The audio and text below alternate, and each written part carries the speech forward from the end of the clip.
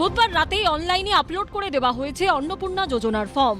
শুক্রবার থেকে অনলাইনে ফর্ম পাওয়া যাবে বলে ঘোষণা করেছেন মুখ্যমন্ত্রী শুভেন্দু অধিকারী। 12 পাতার ফর্মে নিজের ও পরিবার সম্পর্কে নানা তথ্য দিতে হচ্ছে আবেদনকারীদের। যেমন পরিবার কি মাসিক রেশন তোলে, 3টির বেশি পাকা ঘর আছে কি, পরিবারের সব সদস্য মিলে মোট জমির পরিমাণ কত, পরিবারে কারোর 4 চাকা গাড়ি আছে কি, স্বাস্থ্য বীমা আছে কি, পরিবারের সদস্যরা কি ধরনের কর্মসংস্থানের সঙ্গে যুক্ত। যদিও সমস্ত আবেদনকারীকেই আশ্বস্ত করেছেন রাজ্যের নারী ও শিশু কল্যাণ মন্ত্রী।